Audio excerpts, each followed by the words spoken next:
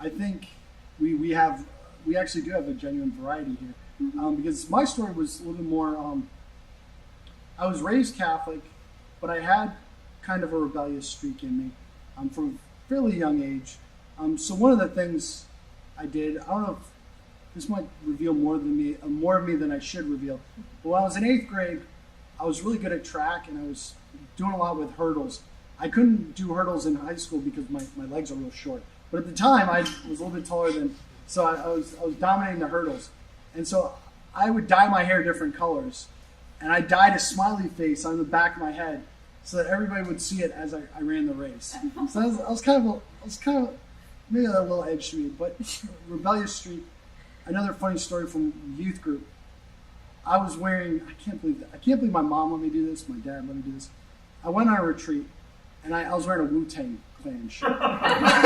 So there's a picture, I saw it recently, a picture of the youth retreat, and there's good old Ian Van Heesen wearing a Wu-Tang Clan shirt.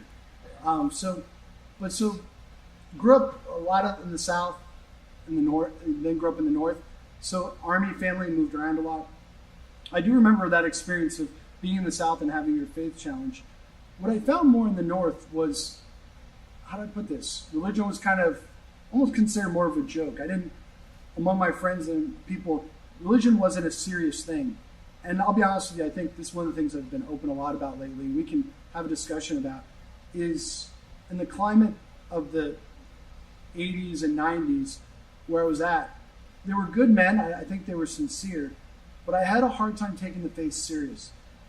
The way people were explaining things wasn't very rich. There wasn't a lot of grounding, and even things like Scott Hahn, I'm sure he was operating at that time, but those kinds of ideas and that kind of depth and that kind of solid nourishment just wasn't present when I was younger. So when I went off to college and I first encountered ideas like feminism, postmodernism, for me, it was so much deeper and so much more intellectual than the Catholic faith that I'd grown up with.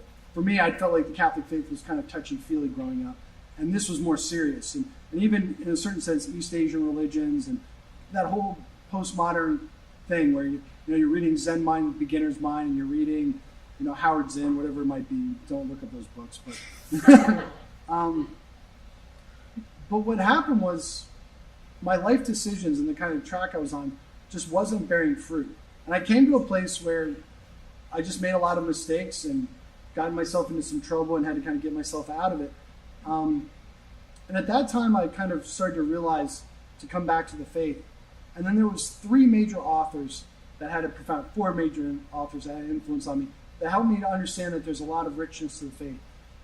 St. John Paul II wasn't a saint at the time. Pope Benedict, his writings. Thomas Merton, which we were talking about last night. My relationship with Thomas Merton is a little complex. And then St. John of the Cross. Later, when I would go to seminary, I'd go to learn St. Thomas Aquinas. And especially when I was in seminary, I felt like I had been robbed. I felt like I hadn't been exposed to the Catholic faith as a child. Like I hadn't been taught the beauty and the riches that were there. I was kind of given a watered-down version. And that's kind of why I'm passionate about a lot of things, but I love working with the high schoolers, the college students, but especially the high schoolers and the middle schoolers, is young people, high schoolers, middle schoolers, they're capable of understanding. And you know that, you teach, right?